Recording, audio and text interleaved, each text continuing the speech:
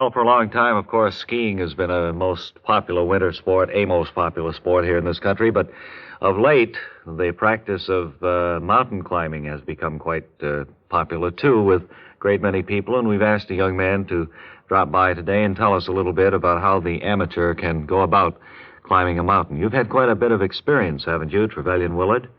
Well, I have climbed many mountains around the world, yes.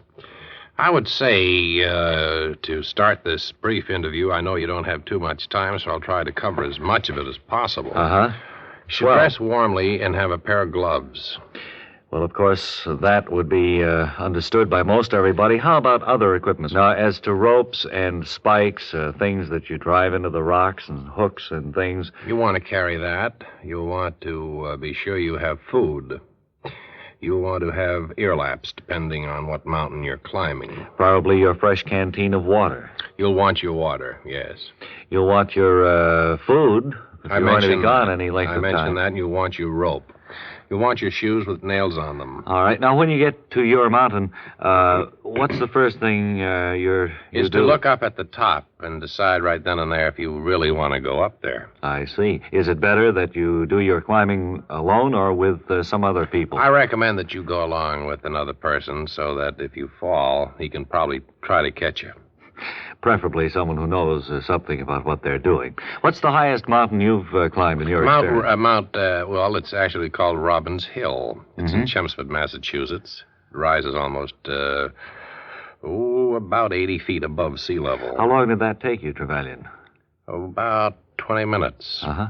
And when you got to the top, what was your first feeling as you gazed out over the mighty landscape there before you? Well, I felt here I am on the top of Chelmsford, Massachusetts. Looked down on it a lot. It's like being on top of the world, kind of, depending on where you were. I had that feeling about it. Did you have much difficulty coming down your mountain, or?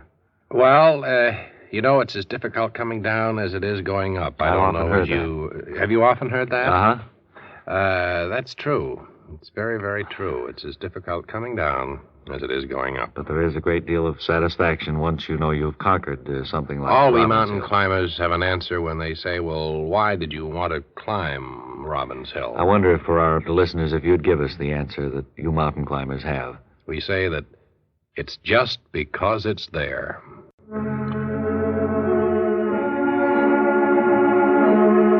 Hello, ladies. Here we are once again in Aunt Penny's true-to-life kitchen. Sunlight streaming through the windows and ready for another Aunt Penny true-to-life story. Hello, Aunt Penny. Hello, Danny, and hello, story lovers everywhere. Say, what are these ginger snaps you've just baked on? Yes, I certainly have, and they're made with digestible chicken fat. That's one thing you don't have to worry about, Danny.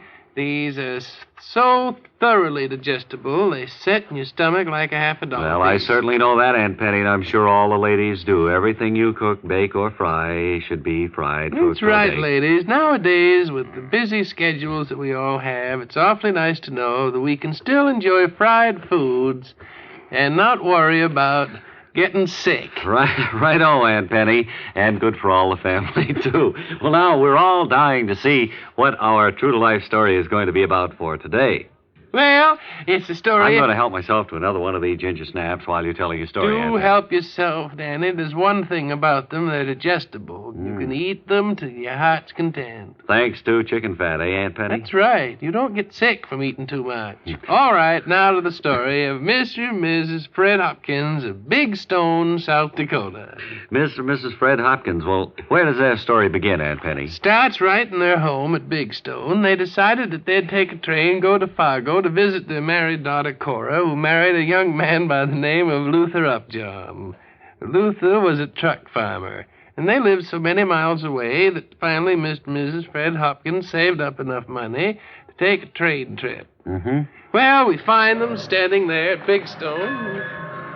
Well, Mrs. Fred Hopkins, I guess this will be goodbye, won't it? What do you mean, goodbye? Goodbye to Big Stone. Oh, yeah. I thought you were going to climb off the train. It's already leaving Big Stone. Of course not, Mrs. Fred Hopkins. Big Stone looks funny when you look at it from here, doesn't it? Big Stone looks littler and littler as we get further and further away. It certainly does.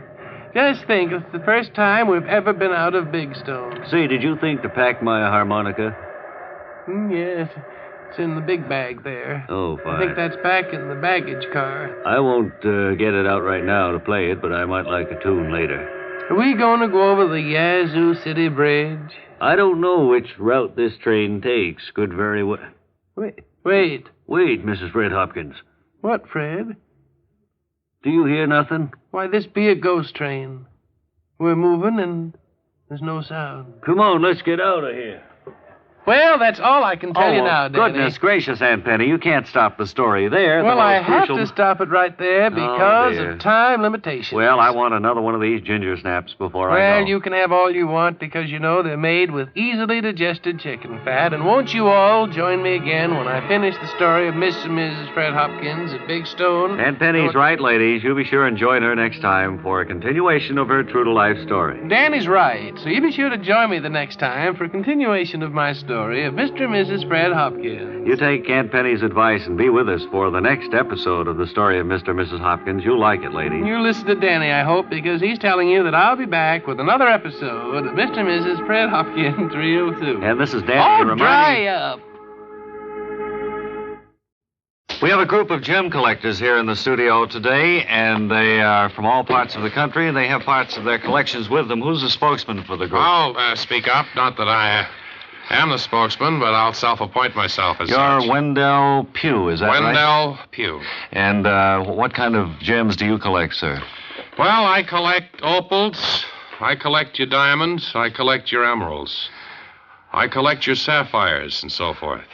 And do you have a pretty sizable collection? Yes, I have right here in my pocket. If you'd wait a second, I'd like to show you this diamond that I'm proud of. A diamond? Yes. Must be the prize. You carry it around in your watch pocket like that? Yes, sir. How? Well, look at that. That must be, what, 500-600 carats? No, it isn't. It's only 480, but it is a peach. Oh, that's a beautiful stone. I saw one on television the other day, but this is even surpasses that. What size was the one I forgotten, saw? around 400, I guess. Around 400? Oh, it's a little But you know, smaller than it's this. kind of dangerous to carry a thing like this around. Well, I carry it around in my watch pocket. Oh, I know, feel but that, somebody could walk in and they could just say, put up your hands and give me that diamond and walk out, and you'd be out 400 carats worth of rare diamond. Well, You know that's that? never happened, and I don't expect it will happen, Hey. so I don't... Yes, sir? Put up your hands. You mean me with Give the me one... that diamond. Oh, the 400-carat diamond I have in my watch pocket? All right. Boy, that's a beaut. Thanks a lot, pal. Okay. Well, there's a first for everything, isn't there? Now, you see, aren't you sorry? I'm sorry. What? Well, that fellow gets home and has that appraised. It's only about 200 carats. Now, Lawrence Fechtenberger, interstellar officer candidate.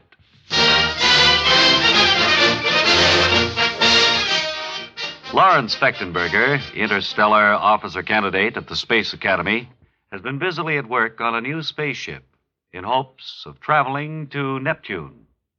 Together with his supposed friend Mug Mellish and Jet Ordway, lovely assistant at the Space Academy, Lawrence is just about ready to try out his latest. Well, Mug Mellish, I'm about ready to go now to Neptune. If you think this spaceship is going to get you to Neptune, Lawrence Fechtenberger, you're out of your mind. Why do you always deprecate what we honest fellows are trying to do here at the Interstellar Officer Academy? What's wrong with you, Mug Mellish? I'm sneering, Lawrence Fechtenberger. You're always sneering, but when I reach Neptune, you'll be singing a different tune. Why? I am Lawrence Fechtenberger, Interstellar Officer Candidate. I know that, but all you gotta do is take one look at this starboard stabilizer, and you know this won't radioactive, right? Now listen here, Mug Mellish. You're evil, and I wouldn't violate the school oath for 1,000,000 space years. I guess you didn't notice, Lawrence Fechtenberger, the space ray gun that's trained on you through that slot in the observation window. You don't think I'm going to fall for that one, do you, Mug Mellish? That's an old one. Somebody creeping up behind me, eh? That's right. Turn around, Lawrence Fechtenberger. I'm a little too smart for that, Mug Mellish. Oh, yeah? Yes. Well, has Mug Mellish been successful in his efforts to overpower Lawrence Fechtenberger, thereby taking over the spaceship? And will he head for Neptune? Be sure to listen for the next episode when we'll hear Lawrence Fechtenberger say, I'm afraid Mug Mellish is heading for Saturn, the one with the rings around it.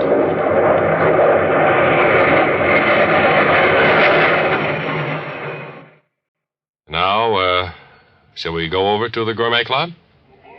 Good afternoon, everybody. Speaking here at the delightfully air-conditioned Bob and Ray Gourmet Club in New York. Just a few moments, the sandwich of the honored guest will be borne down the center aisle atop a purple pillow with fringe and opened. Quite a few celebrities are gathered here today. If we had more time, we would mention some of them, but I see the trumpeters are sounding the fanfare, which means that the sandwich has arrived. That is the official sandwich tattoo, which means that the sandwich has arrived on the premises and is about to be borne down the center aisle atop the purple pillow with fringe. Our lovely assistant Elaine is handing us the sandwich now, and we're tearing open the envelope which bears the name of the sandwich owner. And who is it, Harry? It is the sandwich of television and radio performer Edward R. Murrow. Now, the ceremony of opening the wrapper. It was wrapped in waxed paper, thin-gauge waxed paper, arrived in a brown paper bag, and it's white bread. The crusts have not been removed. I repeat, the crusts have not been removed. Crusts are on, but the sandwich has been cut diagonally from one corner to the other, and the filling is raspberry jam and peanut butter. Well, certainly a delightful sandwich causes quite a conversation here amongst all the honored sandwich guests. There's a note with it, Harry. It says the sandwich was produced with the assistance of Fred W. Friendly. Might point out, unfortunately, though, that some of the grape jelly has seeped into the bread, which is something that we sandwich folks try to guard against. Congratulations, Mr. Murrow. Thanks for playing our radio game, Sandwich Surprise. You know, Postage Week, I think, starts maybe tomorrow, or this week anyway, will be Postmaster Week. And we thought that we'd do something about that. And so now we take you to a remote post office somewhere in America. How do you do, sir? I'd like to mail this package, please. Mail this package? Wait a minute. Wait, what's in this? Well, they're Toll House cookies. You know those cookies with the little chocolate things in them? Yeah, well, look, you see how you got this package See, my wrapped? nephew, he's look, up at... you see the paper there? Yes. Look, see how easy that rips? Yes, it does. I can't take a package like that. Well, it's just regular brown wrapping paper. I know, but it's not... You haven't even got a string around it. You got tape there, see? I see, but the tape holds... The minute I start to stamp it... Don't bang the package. What'd you say is in it there? Little cookies. I got a nephew up there at Bates College. I don't care about your and relatives. the missus likes to bake off a batch of these and send them off to him. He likes them. Oh, look, these cookies, they wouldn't get there halfway up there. Well, what's wrong By with the time they get there, the postman, he's got it in the bag. It's a warm day. The chocolate all melts out because the package didn't hold together. Well, here, do you have any chocolate string? all over his uniform. Wait a minute. I have some string in the car. I'll run out and get some. Oh, that isn't going to do it. Look how you got the address on there. Who can read that? Well, it's to Reginald L. Upjohn. You need big block letters so we can see just who it's going to. I see. I'd advise you to take it home and Take it home. wrap it up again. Wrap it good. Put it in a big box. Yes, sir. A wooden crate, if you know. Can you make a wooden crate for it? Well, wait a minute. They're just cookies, and I wouldn't want to go to too much Look, expense. There's I only just about couldn't 24 of accept them. this. Look, if I stamp on, look. Oh, don't. You're going to Just break 'em. breaks right through just like that. Hey, those cookies don't look bad. Might as well help yourself. Yeah. The package is all You better get some more cookies Forget and 'em. bring them Keep 'em, back. spin Bring them around back in the a post better office. package. Get out of here. And upstate New York right now, Wally Ballou is standing by with Professor Gloggins, who for the past several weeks has been attempting to get his spaceship off the ground outside Herkimer. So, Wally, if you're there, come in and report. This is Wally Ballou standing alongside the spaceship built by Professor Gloggins, who has had several unsuccessful attempts to take off like a big comet and fly through the stratosphere, is it, Professor? That's right. That's what they call it, the stratosphere. Last week I spoke to you on a cold Sunday evening that featured an unsuccessful takeoff of your spaceship. I wonder if you'd tell us what you've been doing the past week. Well, this past week, I have painted the kitchen again inside it. Uh-huh. And, You've covered up that hole in the top of it, too, where you stuck your head out last week. That's right. I covered that up with some 2x4s and some tar paper. Uh-huh. And I tacked it down. So now I think that it's... Pretty airtight, huh? That's what I hope. Of course, I'll find out as soon as I take off. I also, aside from painting the kitchen, you'll probably notice the new drapes that I hung in the rear. What are those? They look like velvet or something? Yes, they're very expensive drapes. What's that you painted on the side? It's over around the north side of the spaceship. I can't quite see it. I wrote the spirit of. Huh? The spirit of.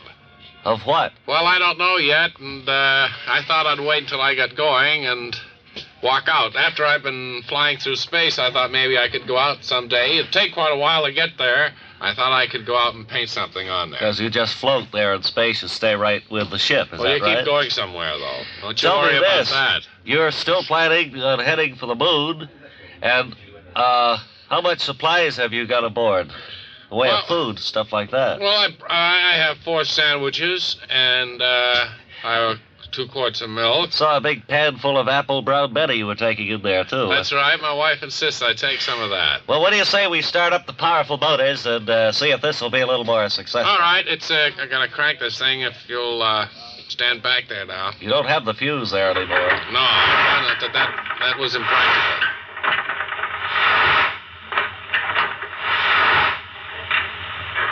Can I help you there at all? No, because it's best that I do this because to do it alone, because when I'm on the moon, I won't have anyone with me to come back. Right, See, it's better to get used to it. That's right. Doesn't look like it's going to catch. Hey, I think this whole ship is tilted a little bit. Well, maybe that's it exactly. It is. It's leaning a little bit. It's tilted. Well, that's probably why I won't start. How long will it take you to get it straightened up? Vertical? Oh, I don't know. Maybe another couple of days. Why we didn't notice that? It's at about a 60-degree angle there. Yes, well, notify all your listeners that I won't be flying through the sky tonight. Professor Gloggins won't be flying through the sky like a big comet tonight, but he's going to work on it, and as soon as we have anything new, we'll report back. Now, Emery Flird's great character, Lionel Myopic, brought to life by Maurice T. Alshot. I'm Lionel Myopic. I guess you could call me a private eye, but never to my face. To you, Buster, I'm a private investigator. Tap phone, sure. I do lots of things for a buck, but it's my particular line. I got an office in a building downtown. One morning, about 11 o'clock, I had a squash. I thought I'd go around the corner, talk to my pal inside the Galway Cafe. Down inside. Hello, Ed. Hi, Lionel. What's new? Let me have some orange juice. Yeah, orange juice, huh? Not feeling so good. No, I got sapped last night going home about 2 o'clock.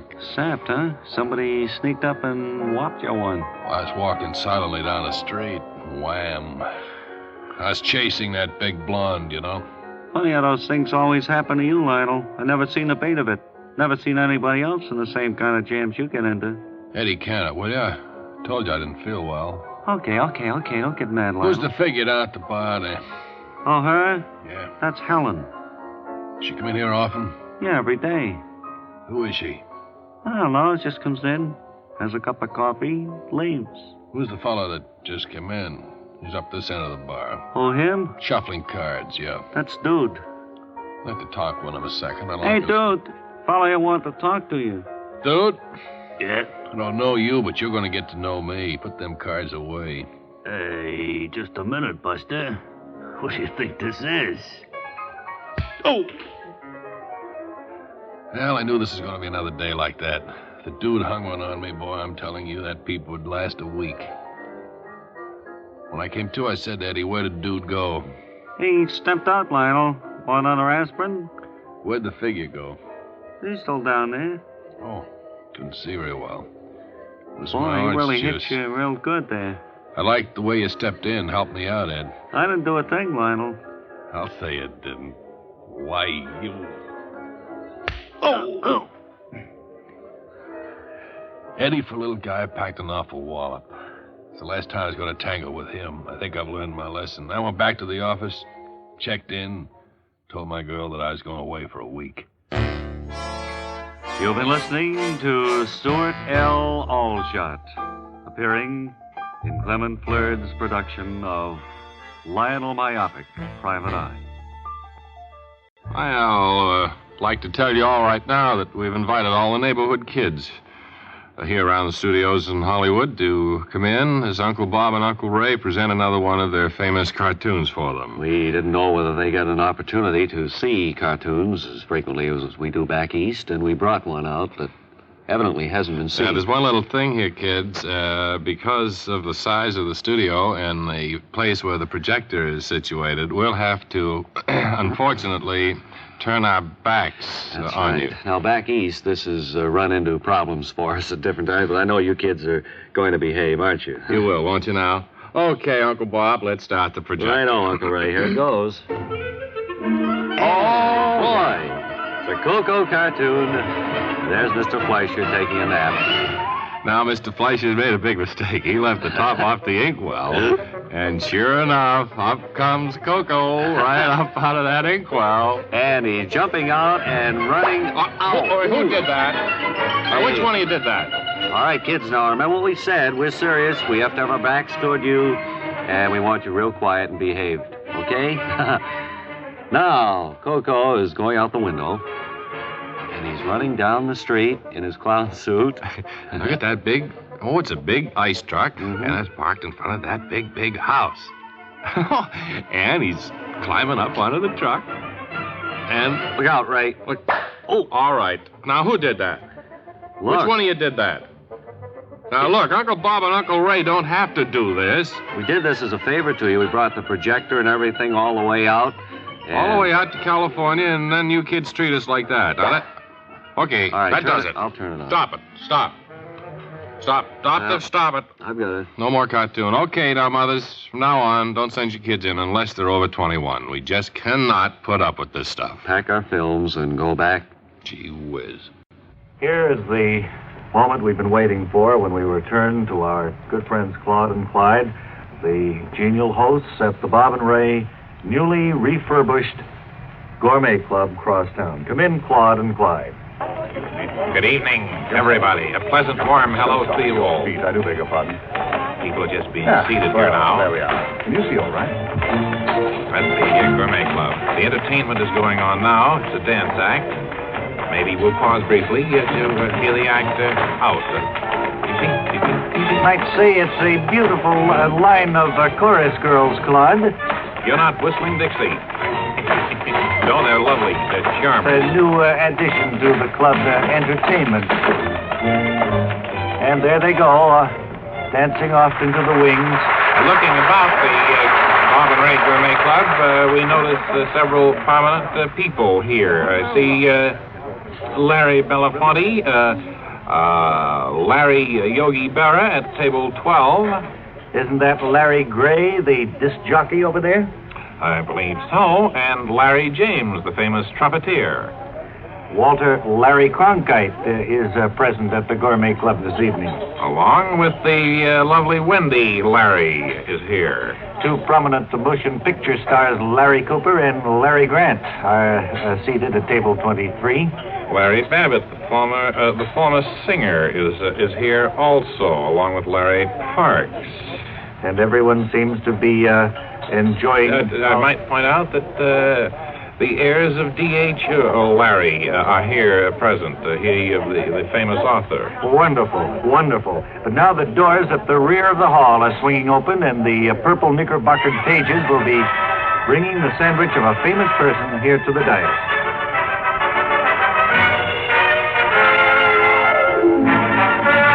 Oaken doors have swung open, and now the pages are bringing down the center aisle atop a purple pillow with fringe the guest sandwich, which will be opened and described here on the air. In a moment, our lovely assistant Elaine will hand us the sealed envelope bearing the name of the owner of the sandwich.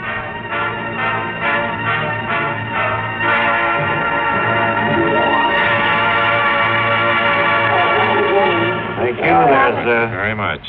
expectancy falling over the audience as they wait to see who's You open up the envelope, and it is with great pleasure that we announce that it is the sandwich of Lowell Thomas. Lowell Thomas.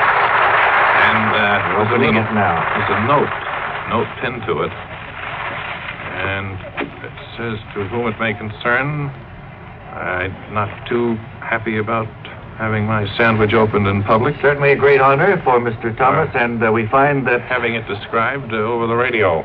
We're very unhappy here, sir. Well, I'm sorry it's too late now, Claude, to recall it. It is wrapped in waxed paper, as you may have heard us open. Waxed paper with scalloped edges. I might point out the bread itself is white. It's the crusts have been removed with I would say, a dull knife, so that the edges appear ragged. And the filling, as we open the 2 slices of bread, is sandwich relish. Sandwich relish? Sandwich relish sandwich. And a generous round of applause greets the description of the Lowell Thomas sandwich, which will be put on display here now in the glass case where the guests here can walk by and look at it. Or dance by, as the case will be now, because the orchestra once again is swinging into the familiar strains of the Gourmet Club theme song. And on this happy, pleasant note, then, except for that one rather sour note, we return you to America. Now, Ray, there's one thing about unsightly dandruff, and Wally Ballou with the Bob and Ray editorial of the air for this week. Thank you, Bob. Thank you very much. It's time to look the issue squarely in the face. The problem concerns all of us. If it continues to be ignored, the dismissal of what is now a routine matter may result in its becoming even more grave as valuable time, goes by. Hindsight, it was once noted, is an admirable means of settling affairs that have grown too big to be disposed of at the time of conflict. Yes, but this is an issue that must be dealt with now, for history is the ledger of time. And what we have here is a notation in the ledger of history. Let there be no mistake about that. Now, most of us have shown a willingness to stand up for the things we want, the things we hold so close to us. We've not wavered, nor have we sidestepped problems that seemed at the time to have no resolution. Instead, bold, imaginative strides forward were taken. This is what we are used to, the habit of success. So it was much of a shock to us, as it probably was, good listeners, to you, when we heard opposition voices being raised. Why the belated outcry? Why indeed, dear listener?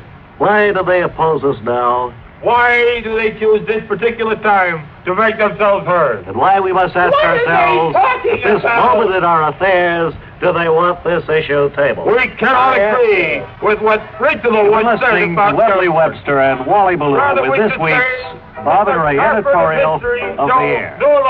And we'll be back with a spooky sound in just 10 seconds.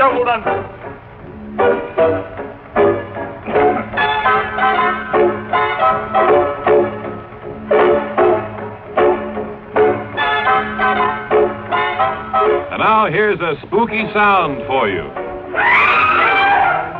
Hey, boy. Well, hello, everybody, and welcome to the Bob and Ray Show. This is Wesley L. Webster. Wesley Llewellyn Webster, Canton, Massachusetts. It's been a long time since we heard that middle name. Born in March of 1922. Mm-hmm. And, I'm going to, Ray, come on back here. Okay. Sit down. I mean, no need of disqualifying myself if the substitute's No, you don't need to disqualify for the whole show. Hey, curvy ears, ladies and gentlemen. CBS's Wandering Accordionist. Let's hear a little of that familiar curvy ears music, shall we?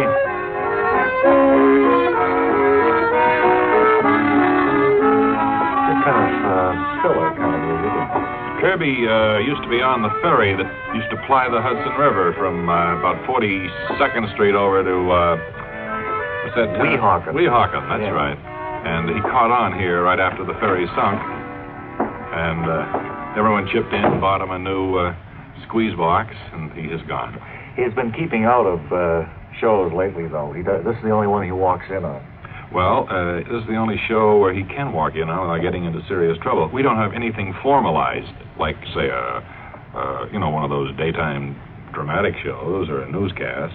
This is strictly informal. Yes. And we can tolerate it for a little while. Very loosely timed. How long has he been with us, not counting tomorrow? Well, he's left now. Lucky for him. And I think we ought to get to feature number 1 on page 3 of today's Bob and Ray Show.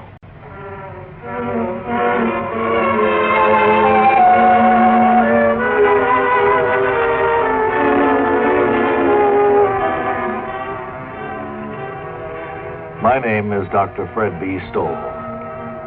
I run a watch and clock hospital. The other day, a patient was brought into me by a very distraught man. My job, to help him. Yes, sir? Dr. Stoll? Yes. I brought my grandfather clock along here. Oh, I sense you were having trouble with it. Sit down, sir, and just try to gather your wits about you. May I have the patient's name? Yes, Seth Thomas. Right. And the age, please. He's about 150 years old. Well, we'll have a look at him. Oh, Nurse Grimsby. Yes. Will you help me here, please? Do what? I don't want to clean your pipes anymore, Doctor. I'm sick and tired of that job. Let me just take a look at his dial here. Doctor, I know it's too early yet for you to make a decision, but what do you think? I mean... I can't diagnose without I look at him.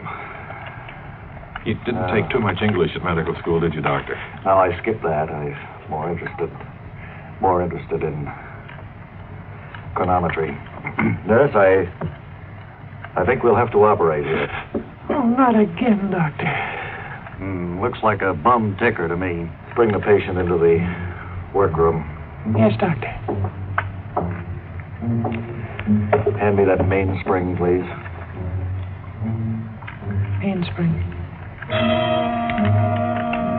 Doctor, should I be here? I mean, I'm not clean. It's all right. My hands are filthy. I had to change a tire on the way over. Yes, I noticed there's grease all over them. You don't mind if I... Stand out of the way, that's all. Just so I want to watch everything. All right, give me a new balance, nurse. Yes, do you want some light oil, too, Doctor? It wouldn't do any harm, I guess. That pendulum, I think, could stand the polishing. Yes, I've already taken care of that. Yes, Doctor. Be careful, don't drop that screwdriver. There we are. Do you have the time, nurse? Yes, it's 10 minutes past the hour. All right. We'll just set the hands here. Doctor, can you tell me now? I want to know how... We'll know in just a short time. How the old grandfather's clock will be. Of course you do. Does that hurt? What you're doing now? Oh, sir, I think I've cured your patient. That's the tick. I didn't know it. Now, the real test. We'll see if he still strikes. Oh,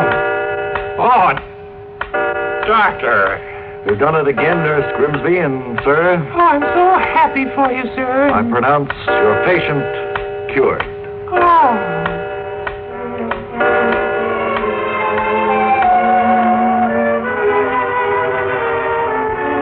The clock of life is wound but once, and no man has the power to tell just where the hands will stop, at late or early hour.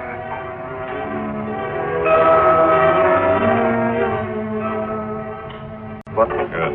Wonderful. Bob, I got good news for you. What's that? You've been put in charge of our new office on Guam.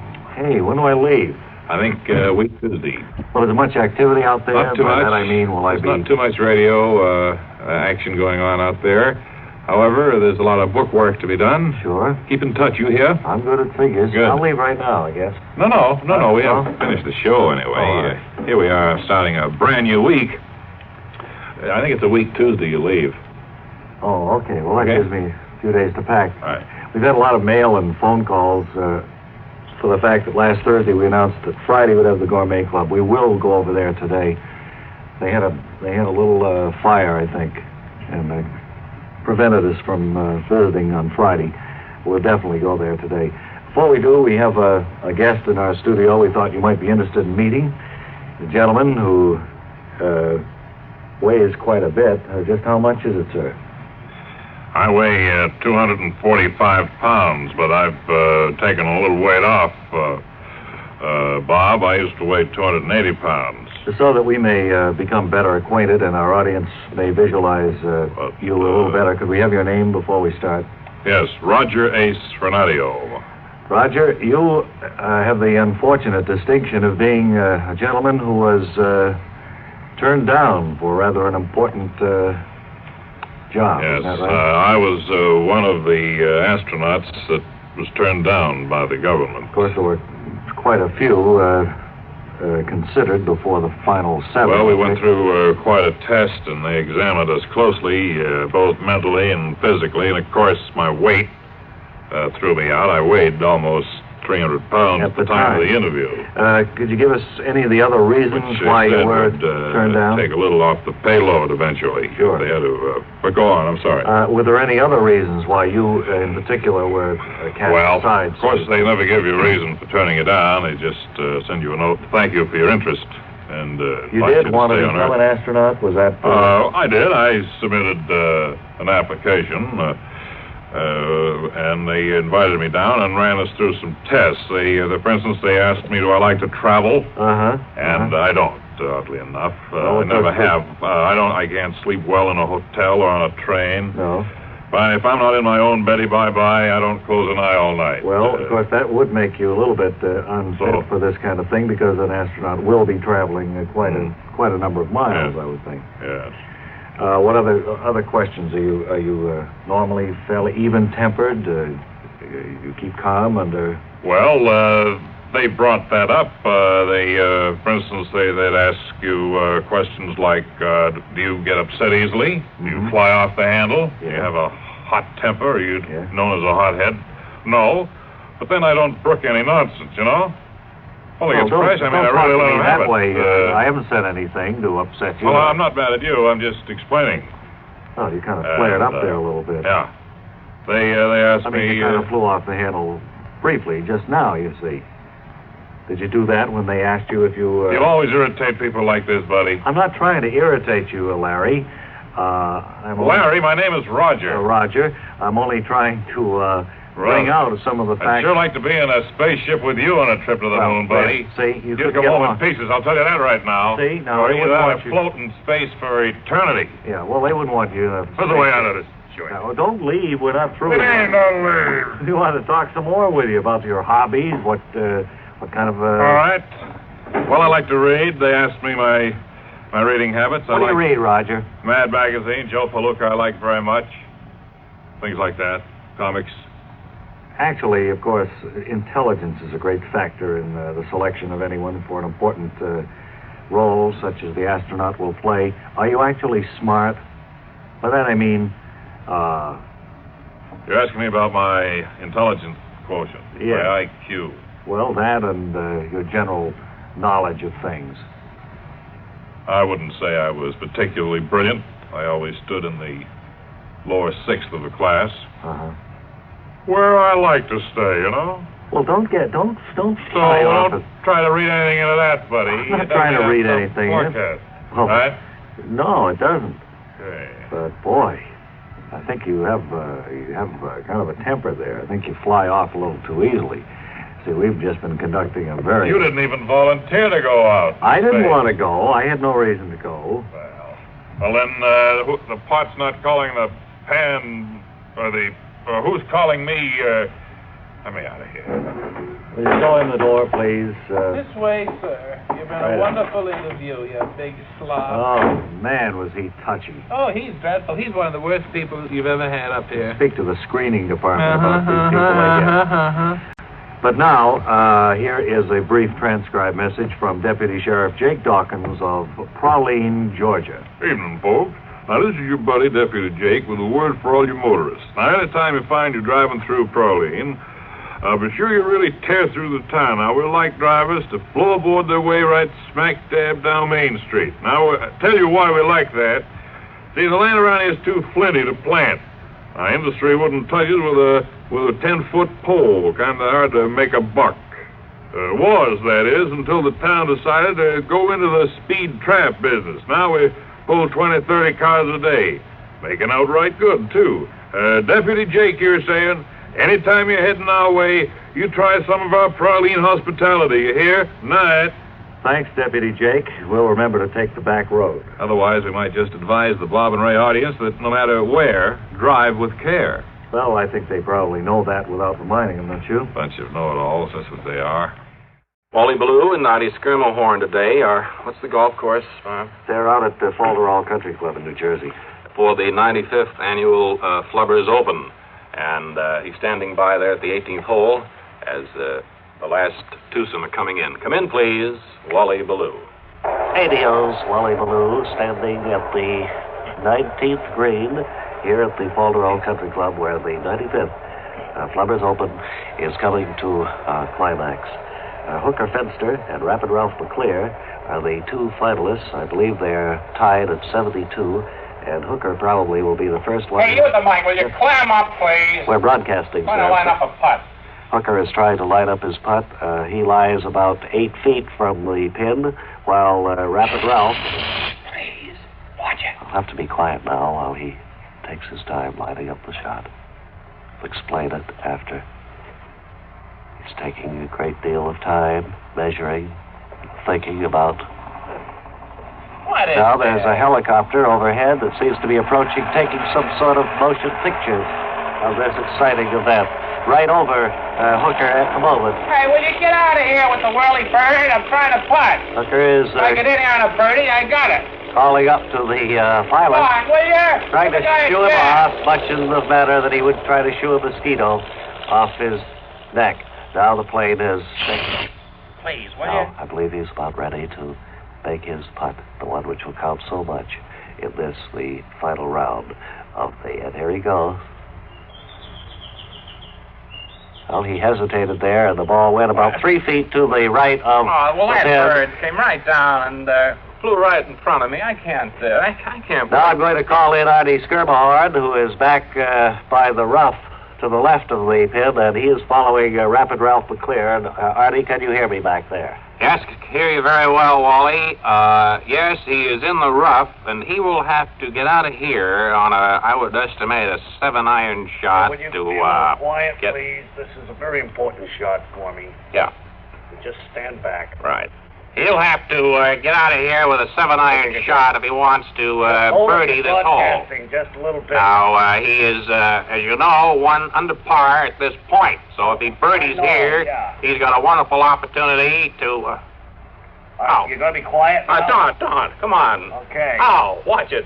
Take it away, Wally. I'm in serious trouble. Hello again, here at the 18th green, waiting for Rapid Ralph's shot to come up from the sand trap, and here it is, landing within 15 inches of the pin. A beautiful chip shot by Rapid Ralph as he comes over the bunker now, heading up for this final all-important putt. Ralph, it's wonderful, and we're certainly anxious to see you hole out here. Please, all right, here he goes, lining it up, and he's just about ready. The owner of Massachusetts license plate 5839-4468-3315. Please report to the pro's office. I guess that's all there is. Look, broadcaster, give me just 5 seconds. All right, I'll be quiet. Get this putt, I'll win the tournament. Thank you, please. Hey, Ralph, that's your car. I'm sorry. You were just putting it back. Oh, gee, thank you, broadcasters, for ruining my chance. Terribly sorry. This is Wally Ballou, returning it now to our main studio.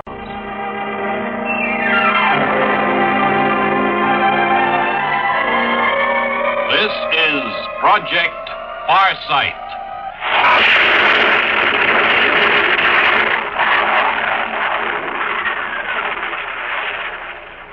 We're here in the monkey preparation room at Maynard Tech, and the next sound you hear will be one of the future. That was a monkey chattering, wasn't it, Space Dr. Sidney Root? That's right. We've got the little fellow all strapped down in that nose cone you see there. And ultimately, he will be rocketed into space. Yes. You see, next to man, a monkey is the most intelligent animal. Well, just how intelligent are monkeys, Space Dr. Root? Oh, quite intelligent. In fact, the first time this particular monkey saw the preparation room here, He tried to run away. And I suppose one of the many security guards posted here stopped him. That's right. Well, now, Doctor, is that the nose cone I've heard so much about? Yes, it can be fired into space and will re-enter the atmosphere without burning up. And I suppose a good many materials were tested before you found the right combination. Many tests were run, and the answer was quite simple. We used pressed hickory chips. The kind commonly used in barbecue pits? Exactly. Yes, they just don't seem to burn. Well, Dr. Root, if the firing is successful, how long do you intend to keep the monkey in orbit? Well, a good deal depends on the monkey. We're running a test on him now. For physical fitness? You might say that. Now, we fed the monkey a banana about 6 hours ago. And I see you're ready to feed him another banana, Doctor. Not exactly. This banana's for me. Oh, I'm sorry. I'm going to eat it in front of the monkey to see what his reaction is. He looks mad at the wet hand. He's really disturbed, Doctor. Yeah. Well, now, we've just recorded his food envy reaction. He scored very well. Look at this graph here. Looks very good. I'm not very good at reading graphs. What other tests have to be run on the monkey, Space Dr. Root? Well, we're going to test his eyesight this afternoon. How do you check a monkey's eyesight? Well, this test will be conducted on the campus, and again, the banana will be utilized. I know how you can test in a pig's eye, but Yeah. I've often wondered about Now, this is a monkey we're dealing with. Okay. Well, how do you do it? Well, anyway? it's simple. One of my assistants holding the banana will walk away from the monkey, keeping the banana in sight. Who'll be holding the monkey, Doctor? No one. He'll be in a restraint bin. I see. Anyway, when the monkey stops chattering, I'll signal my assistant to stop walking. Mm-hmm. We'll measure off the distance. Would you hazard a guess at this time as to how far the monkey will be able to see? Well, he should keep the banana in sight for about 10 or 12 miles. I see. Do you have a nickname for your future space traveler? Yes, it's a blending of science and sentiment. We call him Billy Orbit, Space Monkey.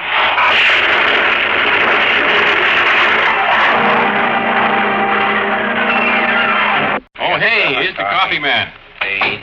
Oh, boy. Wait a second. What do you got there? I see I have the pineapple Danish, plum Danish. I got a bow tie. Bow tie, I've got French donut. I got a jelly donut. I'm a plain Bacon powder biscuit. Yeah. Cheese sandwich. No. And beer.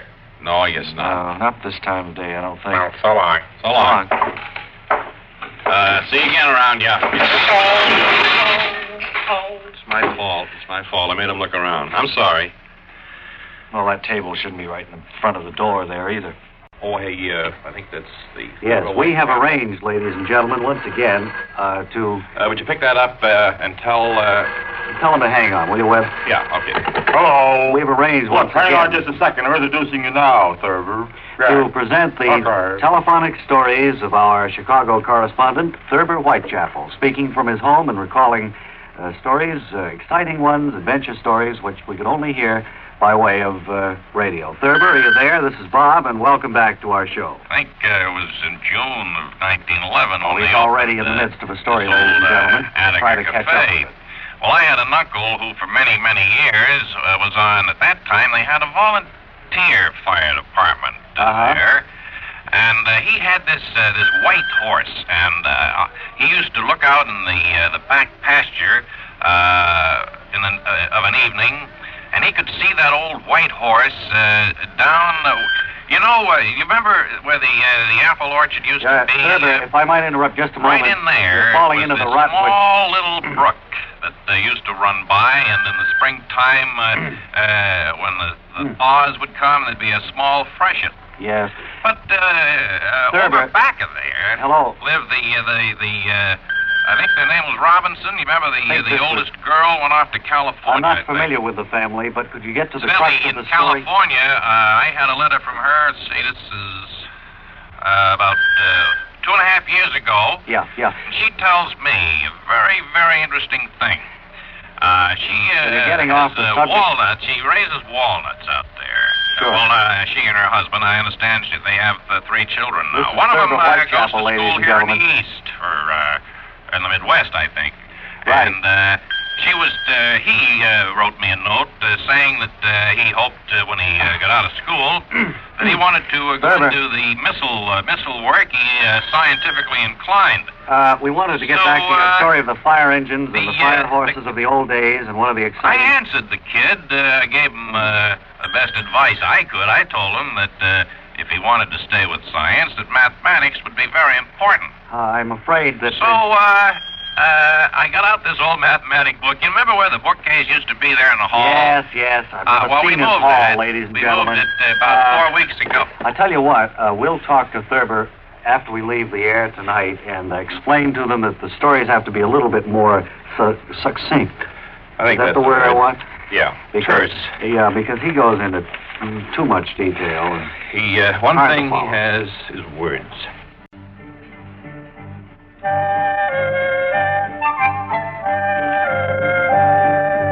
Now, welcome to The Adventures of Charlie Chew and his irritating number one boy.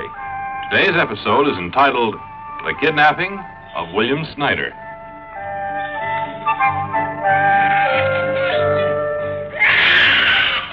So, Mr. Snyder, this letter you get from kidnappers? That's right, Chew. I got it this morning. My only child was kidnapped, and he's just 2 years Oh, old. may I know how ransom note delivered, Mr. Snyder? Gosh, Pop, you can see for yourself how it was delivered. All you have to do is look at the envelope and the stamp on it. Number one son, like donkey who throw head back to bray, can see nothing if head thrown back. This stamp is clever imitation. Gee, I see what you mean, Pop. Stamp must be 5 inches square. I'd never have noticed anything like that. Stamp is fake and so are you. Would suggest number one son get mind off swell girls. What does all this mean, Chew? This detective humbly suggests open envelope and see. Well, you open it, Chew. You're wearing gloves. Oh, very observant of you, Mr. Snyder. I open the ransom note now.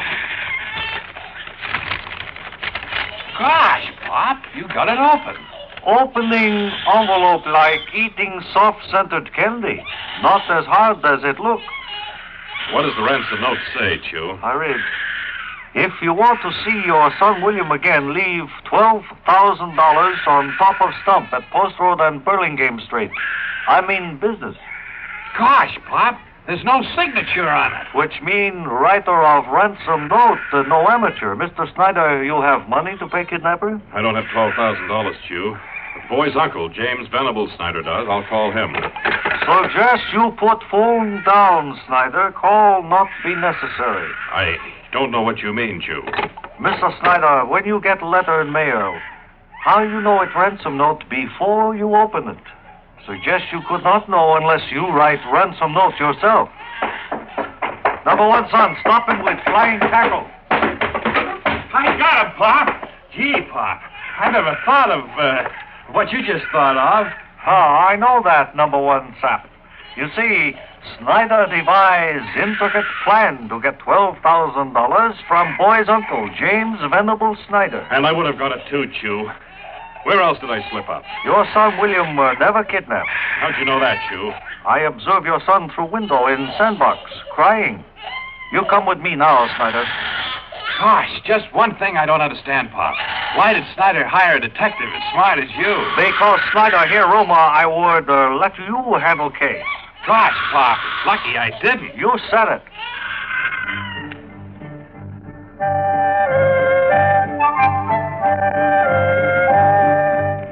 Bob, you going to finish that egg roll? Yeah, no, I'm through. I've had all I can possibly handle. And how about the spare ribs, sir? Well, there's not many of those left. Oh, I think we've started that one member of the audience again. He has a queasy stomach, so they say. Every week at this time, twice a year, the Bob and Ray Travel Bureau brings you a program entitled Little Known Facts About New York. Now, here's a preview of some of the little-known facts about New York which you are about to hear. What do you know about the Statue of Liberty? What do you know about the third rail on the subway? What do you know about Chesapeake Bay oysters? What do you know about Horace Greeley? These questions will be answered in just a few moments by our Bob and Ray Travel Bureau, but first, an important announcement by Travis McPhee. Housewives, do you have an apple parer which pares apples, slices them, and eats them? Would you repeat that, Travis? An apple parer which pares apples, slices them, and eats them? That's what I thought you said. How many times have you pared an apple, sliced it, and then had to eat it yourself? The little daisy apple chewer not only pares apples and slices them, but also eats them for people who don't like apples. Well, Travis, are there many people who don't like apples? For instance, there are 355,265 doctors in this country. Oh, you mean an apple a day? Yes. Housewives, here is an actual demonstration of the little daisy apple chewer. First, you drop an apple into the machine. Then it pares it. Then it slices it. Then it eats it.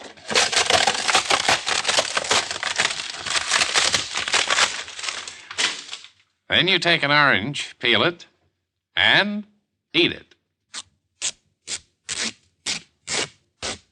And now back to Herbert McHugh and little-known facts about New York. Did you know that the Statue of Liberty is right-handed? Did you know also that the third rail in the subway will do this to you if you step on it? Did you know that Chesapeake Bay oysters do not come from New York? Did you know that when Horace Greeley said, "Go west, young men," he pointed east by mistake, and 385 young men fell into New York Harbor? Listen in to Bob and Ray's little-known facts about New York on the next program.